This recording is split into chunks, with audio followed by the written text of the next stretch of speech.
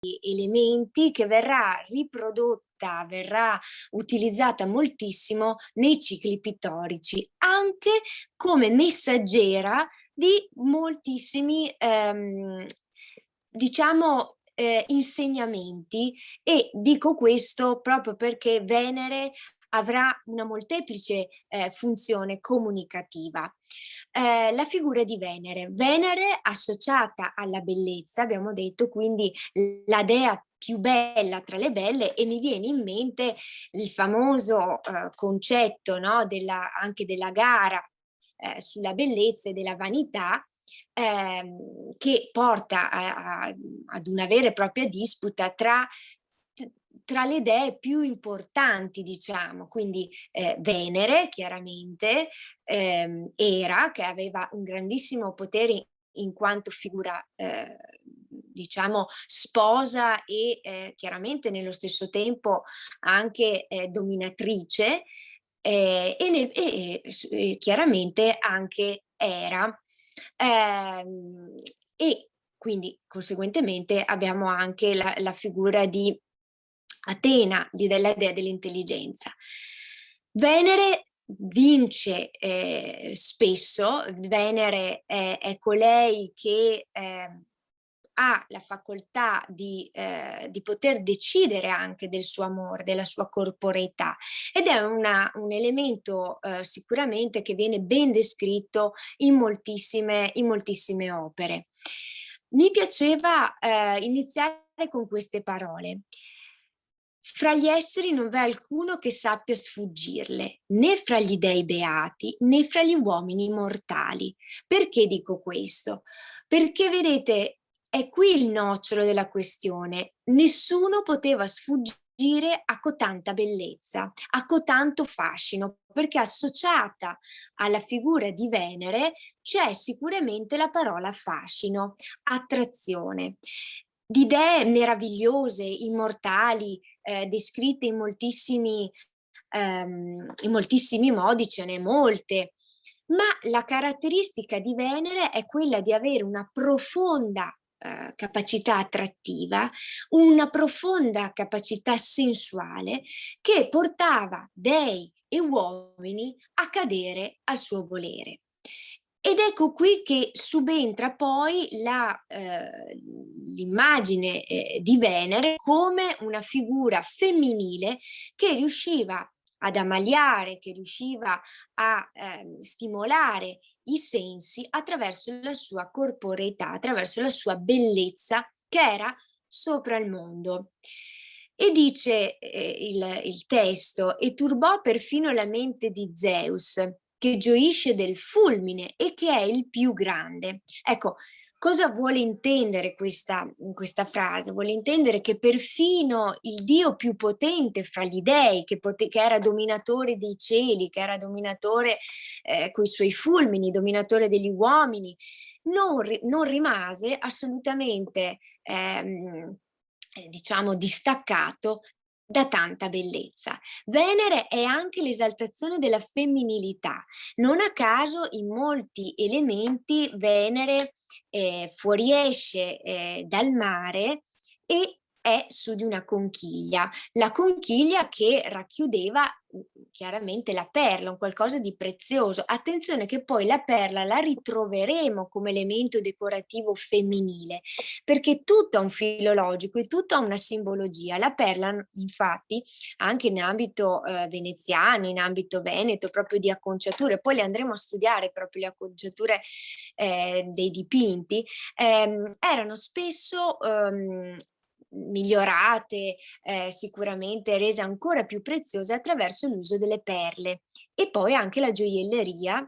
Le donne che indossavano le perle avevano sicuramente un temperamento che tendeva all'eleganza, ma soprattutto alla purezza, e lo vedremo proprio in uno dei quadri di questa sera. E poi dice il nostro testo: e quando vuole, illudendo il suo animo saggio, facilmente lo spinge ad udirsi con donne mortali, inducendolo a dimenticarsi di Era, sua sorella e sposa. Ecco qui che ci dice quanto l'animo addirittura degli dei fosse assolutamente abbagliato dalla bellezza estetica. Non a caso Zeus stesso cede più e più volte alla bellezza esteriore di moltissime ninfe, di moltissime figure femminili. Addirittura la bellezza fa dimenticare di colei che appunto era la sua compagna, la sua sposa, quindi di Era. Allora andiamo a conoscere il nostro primo quadro, Venere dormiente. Allora, Venere dormiente viene anche riconosciuta come Venere di Dresda e su questa Venere si è detto moltissimo. Andiamo ad indagare insieme. Intanto il modello che per tantissimo tempo ha accompagnato moltissimi artisti per quanto riguardava la descrizione di Venere. Dobbiamo dire che Venere è descritta in moltissime forme diverse. Sappiamo che c'era un modello anche di natura più diciamo più pudico della Venere, che poi andremo a vedere, e c'era anche un altro modello diciamo più scultoreo che riguardava Arianna dormiente, quindi il concetto proprio di questo abbandono. Diciamo che qui c'è un duplice riferimento. Abbiamo sicuramente un riferimento al modello dell'Arianna dormiente, ma nello stesso tempo della Venus pudica. La Venus pudica, vista in tantissime forme scultoree differenti, mostrava la sua fisicità, perché diciamo che l'arte e la bellezza, ed è qui che quindi trascende tempo e spazio e diviene altro, non ha nulla a che vedere con ciò che è di terreno e materico, ma è un concetto. Quindi la nudità nell'arte non ha nulla di scabroso. Nella Venus pudica le uniche parti che Venere andava a coprire nell'ambito scultoreo poteva essere un seno e sicuramente la sua intimità. Questo lo vediamo in diverse forme scultoree, addirittura in alcune Venus pudiche la figura viene ritratta che sembra quasi sia in movimento, proprio nell'atto di coprirsi. In questo caso noi vediamo che c'è un chiaro riferimento ad un momento di quiete, ad un momento d'abbandono, e vediamo benissimo la descrizione degli occhi chiusi, di una dolcezza di tratto meravigliosa, con questo braccio che proprio dà un senso di rilassatezza. E poi chiaramente vediamo la nudità in primo piano, vediamo un corpo florido, un corpo il cui seno è esposto. È un corpo che rispecchia tutti i canoni della bellezza del tempo, quindi andiamo ad indagare proprio per esempio il colore, questo candore bellissimo della fisicità. Guardiamo il volto è in un sonno sereno, è in un sonno beato, sicuramente questa immagine non evoca turbamento, e vediamo poi la ripresa proprio di questa Venus pudica che va a coprire la propria intimità. Vediamo che tutta la scena rimanda sicuramente a un momento di quiete, a un momento di diciamo d'abbandono dei sensi, e su questo noi dovremo spendere moltissime parole. Tutta la mitologia è un continuo rimando all'abbandono e alla ripresa dei sensi, alla capacità, per esempio, degli dei di gestire, anche di indurre molte volte gli uomini a compiere delle azioni attraverso i sensi. Mi viene in mente Hermes, che incantò un gigante con il flauto, mi viene in mente il potere della musica, mi viene in mente l'abbandono dei sensi anche alla sensualità proprio di Venere. Ecco, in questo caso noi vediamo una Venere assolutamente molto serena nel suo abbandono, che non porta a un qualcosa di negativo. Il dipinto è un dipinto ad olio e diciamo che anche qui c'è un grande studio che si sta compiendo, perché sicuramente c'è la mano di Giorgione in quest'opera, e quello che fa sorridere è che chiaramente le immagini sono immortali, perché raggiungono ovviamente un tempo, uno spazio che trascendono la realtà, però se immaginiamo le modelle sicuramente saranno state delle modelle venete, delle modelle che conoscevano chiaramente i pittori, e che avevano quindi anche tutta una serie di canoni estetici che rispecchiavano la bellezza del tempo. Non a caso la nostra Venere dormiente ha già un accenno proprio di quel colore dei capelli che le dame andavano tantissimo a ricercare.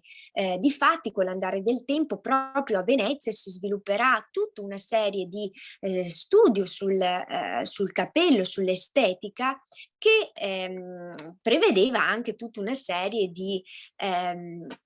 diciamo di ricette proprio per rendere i capelli di un colore particolarissimo, che poi andremo a studiare e a vedere insieme. Sicuramente c'è la mano del Giorgione, difatti lo si nota assolutamente, e successivamente Tiziano porrà poi, molto probabilmente si parlerà anche dello sfondo fatto proprio da Tiziano, perché facendo delle comparazioni con delle altre opere si nota proprio il tratto per quanto riguarda, per esempio, in particolar modo dello sfondo.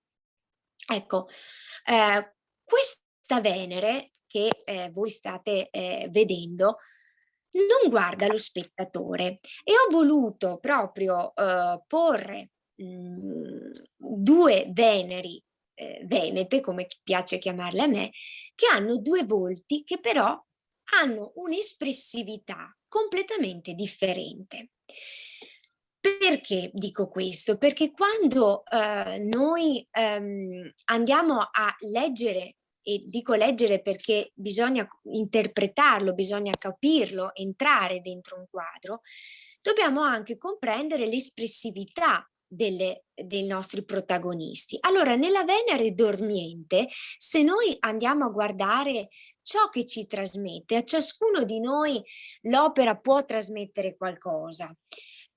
Chiaramente l'impressione è sempre soggettiva e non c'è mai nulla di sbagliato nell'impressione, si chiama aurea, è quell'epifania che noi abbiamo quando vediamo un'opera d'arte. Però questa immagine della Venere dormiente ci suscita sicuramente una sensazione che non provoca una profonda inquietudine, anzi oserei dire una sorta di liete, di quiete, e sicuramente non c'è una sensualità troppo spiccata, cosa che invece cambia radicalmente in questa Venere, un'altra Venere, la Venere di Urbino di Tiziano Vecellio.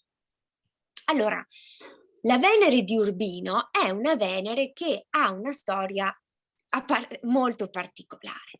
Intanto è divenuta modello proprio per tantissimi altri artisti anche successivi. Mi viene in mente Manet, per esempio. Difatti, quest'opera qui è divenuta famosissima anche perché suscitò un certo scalpore. perché ha una profonda sensualità che solitamente molto espressa, molto dichiarata, che solitamente non era così facile da trovare. La Venere di Urbino intanto anche in questo caso è databile 1538, quindi sicuramente in un periodo in cui il canone estetico mirava a una bellezza sicuramente più tendente al candore che a una sensualità spiccata. Dunque, andiamo a capire un pochino chi è questa Venere. Intanto perché è nato questo dipinto? È nato diciamo, da questo duca di Urbino che chiedeva alla madre di poter avere un quadro molto sensuale. La madre alla fine non glielo fece ottenere, ma andò in dono a una futura sposa perché potesse capire che cosa comportava il matrimonio. Eh sì, perché il matrimonio comportava anche a dei doveri coniugali e la nostra Venere in primo piano è una Venere estremamente sensuale, che conosce molto bene la sua fisicità, che non ne teme, la sensualità, anzi quasi ammicca e guarda direttamente lo spettatore. Venere tiene tra le sue mani il simbolo che divenne simbolo proprio della dea, che è la rosa rossa. Poi andremo a capire perché la rosa rossa. Venere, in questa modella bellissima, alcune fonti, ma andiamo sempre coi piedi di piombo, sostengono che questa modella fosse stata addirittura l'amante di Tiziano. In effetti ha una bellezza straordinaria. Questa Venere guarda direttamente negli occhi lo spettatore e dove si trova? Si trova in un letto a baldacchino. Ora, la Venere mitologica sicuramente non aveva questo tipo di letto e neanche questo tipo di ambientazione. Quindi il concetto di Venere si cala nella realtà della futura sposa e ne diventa simbolo.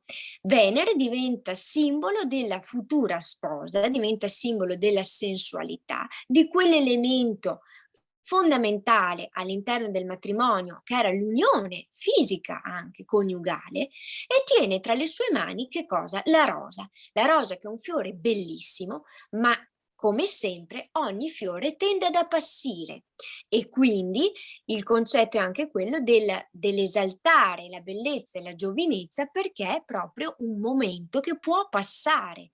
Il corpo, il ventre è florido, è in salute, non è una Venere magrissima, non è una Venere, non hanno scelto sicuramente. Poi per il canone estetico del tempo era impensabile, soprattutto nella Venezia di quel tempo, ad un corpo troppo magro. Era un corpo florido che poteva accogliere sicuramente chiaramente poi la possibilità di dare alla luce dei figli, per esempio. È una Venere che accoglie anche la sensualità proprio nella sua camera da letto. Ma se andiamo a notare dei dettagli, vedremo che ci sono delle simbologie proprio spiccate che ci fanno appunto raccontare chi era questa Venere. Allora, ogni elemento all'interno del dipinto ha un significato, nulla è mai posto a caso. Allora, guardiamo questa figura che apparentemente non ci dice nulla, in realtà quello che ci va a colpire è intanto il fatto che si stia preparando qualcosa. Una delle interpretazioni, e qui vedete come l'immagine di questa Venere veneta trascende tempo e spazio e si cala nella sua realtà. C'è questa figura di schiena, non sapremo mai chi era questa modella nella realtà, che sta preparando qualcosa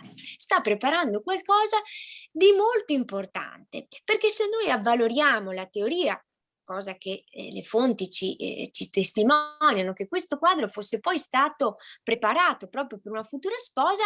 Un tempo il corredo era il baule preziosissimo, veniva preparato con molta cura, perché la donna immediatamente nel momento del passaggio al matrimonio, allo sposalizio, abbandonava ciò che aveva prima, tenendo con sé questi beni preziosi.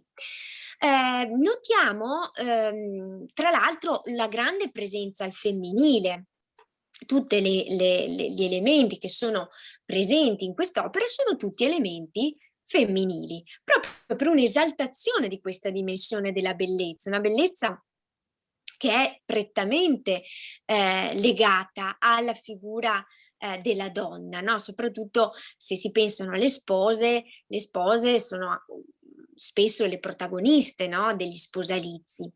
Allora, proseguendo poi nei dettagli preziosi, vedremo che accanto a questa fanciulla che è intenta a preparare, c'è una figura benissimo e ben descritta, con sicuramente non degli abiti mitologici, non ha una tunica, non ha un peplo, no? Ha gli abiti proprio calati nel tempo e lo spazio proprio di Tiziano Vecellio. Perché? Perché c'è una vera e propria attualizzazione della tematica. Inoltre dobbiamo dire che gli abiti sono descritti in maniera minuziosa, la presenza sicuramente di quest'abito ricchissimo di dettagli ci fa capire anche la preziosità di queste donne che vengono abbellite grazie anche agli indumenti. Dobbiamo pensare che nel 1500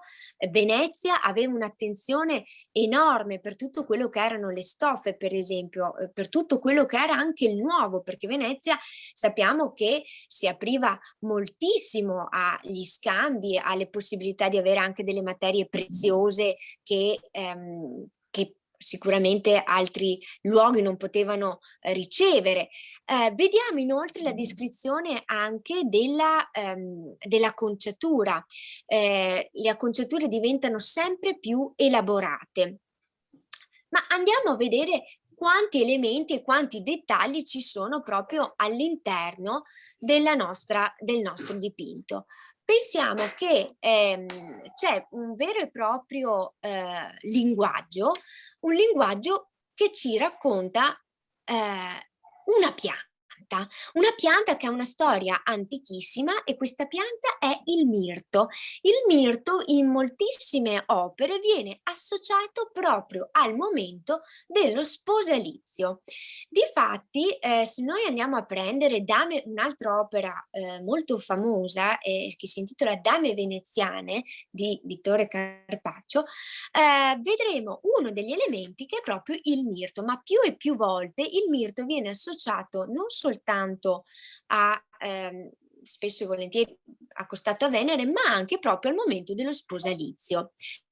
Ma andiamo avanti e proseguiamo nella nostra indagine e andiamo a vedere che, attenzione, compare un cagnolino. Ovviamente nulla è posto a caso. In moltissime ville venete, per esempio, che sono meravigliose ed estremamente belle da scoprire, ci sono spesso e volentieri i cagnolini posti vicino o alle donne oppure alle bambine, perché il cane da sempre è simbolo della fedeltà.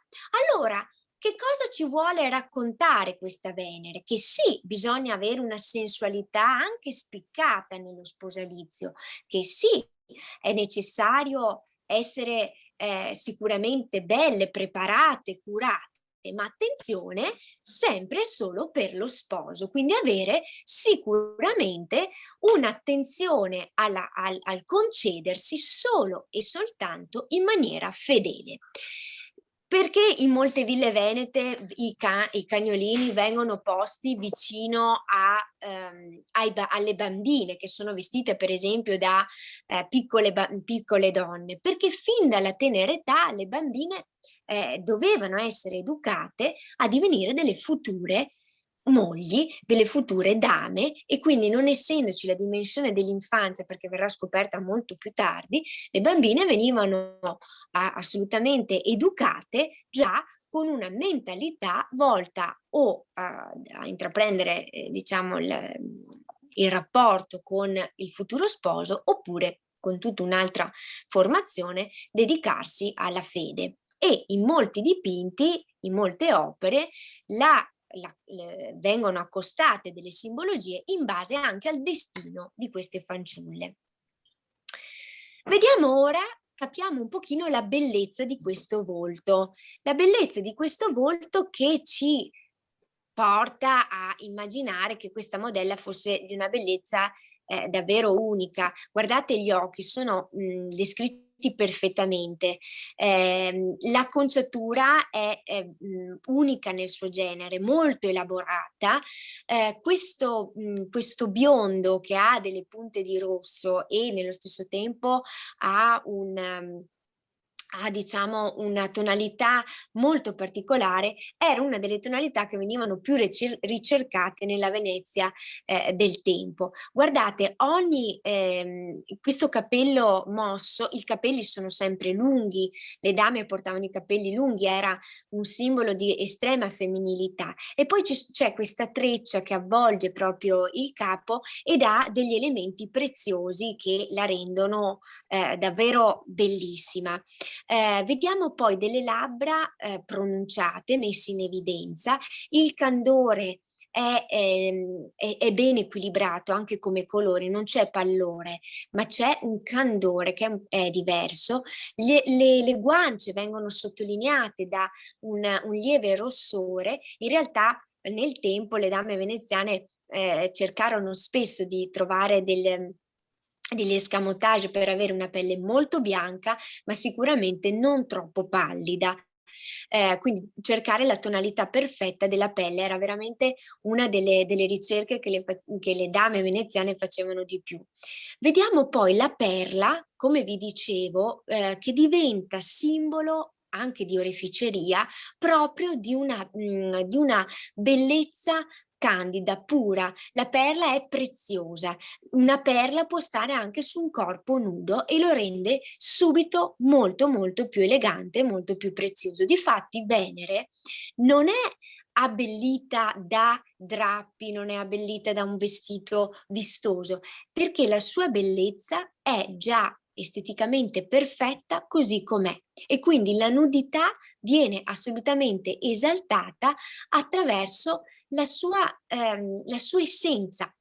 Vediamo, prendendo l'insieme proprio finale per dare appunto una visione di insieme, vedremo che Venere ha sicuramente degli elementi preziosi, proprio perché l'oreficeria diventa sempre più, come per esempio il bracciale che viene posto in primo piano, proprio sulla mano che tiene poi le rose, e vediamo che l'oreficeria abbinata alla ricerca di questa perfezione estetica, alla ricerca di un equilibrio di colore meraviglioso, renderà la nudità ancora più bella e perfetta. Quindi un corpo, e questo è un altro messaggio che veniva mandato alle giovani spose, cioè quello del prendersi cura proprio della propria bellezza anche a livello estetico, rende perfettamente l'immagine di una bellezza eterna. Difatti non sapremo nulla di questa modella, ma la sua essenza, il suo sguardo colto in quel momento, in quell'istante, quella posa e quel corpo raccontato e descritto in quel momento resteranno in eterno, perché questo è il potere dell'arte, è quello di rendere immortali corpi mortali. Andiamo ora a scoprire perché però Venere ha associata la rosa di cui vi parlavo proprio precedentemente. Venere la si ritrova in moltissime forme anche nelle ville venete. Una villa in cui anche Veneto Segreto è approdato è Villa Emo, una villa veramente tutta da scoprire. Villa Emo ha un dettaglio particolare e questo dettaglio racconta la storia di Venere che si innamora di Adone. Venere e Adone hanno Adone si dice ancora oggi, a volte capita di sentirlo ancora oggi, sei bello come un Adone, cioè hai una bellezza al limite veramente del possibile. Adone era un ragazzo, non era un dio, e abbiamo detto che Venere colpiva indistintamente uomini e dei. Bene, Venere si innamora e vediamo questa immagine, si trova proprio a Villa Emo, bellissima, e c'è una sala dedicata proprio a Venere. E io ho scelto un dettaglio proprio perché mi piaceva l'idea della bellezza di Venere raccontata in tantissime forme diverse. Venere abbraccia l'amore, Venere non rifugge l'amore, non ne ha paura, non è una dea che teme nemmeno il concedersi. Venere accoglie Adone, lo ama, si lascia trafiggere dalle frecce di amore e avrà una grande passione con Adone. Attenzione che però Adone è un ragazzo dedito alla caccia e proprio nel giardino di Venere, benché lei tenti di trattenerlo a sé il più possibile, Adone andrà alla ricerca, e questa è una delle narrazioni del mito di Venere e Adone, andrà alla ricerca appunto di alcune prede da cacciare. Ma proprio nel momento in cui Adone va a caccia verrà ferito mortalmente. Venere, che non teme nemmeno la sofferenza, perché è una dea che ha pathos, si lascia travolgere anche dal dolore e accoglie tra le sue braccia Adone, che con la sua ferita macchia il giardino di Venere, perché il giardino di Venere nel mito aveva delle rose bianche che col sangue di Adone si tingono di rosso. E in una delle versioni del mito tutto il giardino di Venere si colorerà di rosso per non dimenticare Adone. Andiamo poi in un'altra villa bellissima, questo dettaglio, vedete che i veneti, i nobili veneti amavano moltissimo la mitologia, c'è un motivo anche per questo, amavano la mitologia perché grazie al Rinascimento c'è una riscoperta dell'antico che prima era stato assolutamente bandito, e con la riscoperta della mitologia, con la riscoperta dell'antico sapere ci si danno anche tante risposte, si possono raccontare moltissime storie che contengono molti insegnamenti, si possono abbellire moltissime sale e anche gli elementi di arredo diventano delle opere d'arte. Dovete sapere che le ville venete, proprio già geograficamente in inverno fa molto freddo e quindi in molte ville sono presenti i camini. Bene, in questo particolare camino, questo dettaglio di cui vi parlo rappresenta il vero, diciamo, marito, il vero compagno di Venere, che era stato scelto da Zeus e che era il più brutto tra gli dei. Questo gioco un po' crudele era Vulcano. Vulcano che in realtà non aveva nulla di bello, si dice che fosse addirittura, in una delle versioni si dice che fosse addirittura zoppo, e vediamo che c'è questo connubio, la dea della bellezza con il dio più brutto, però in questo dettaglio notiamo che c'è una sorta di abbraccio tra Vulcano e Venere.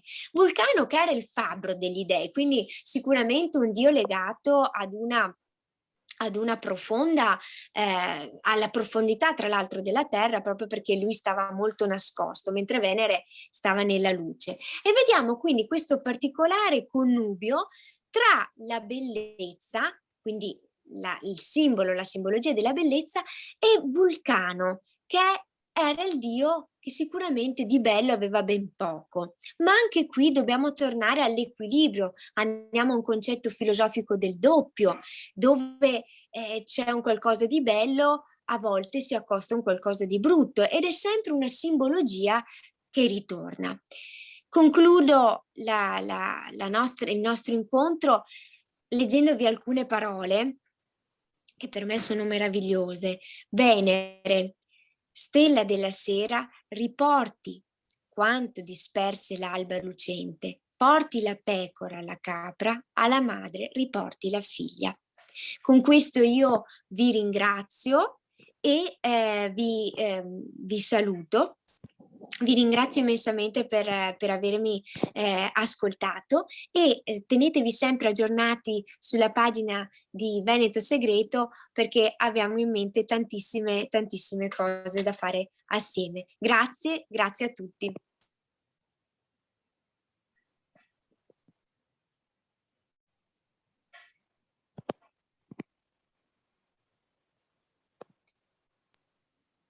Grazie, arrivederci a tutti.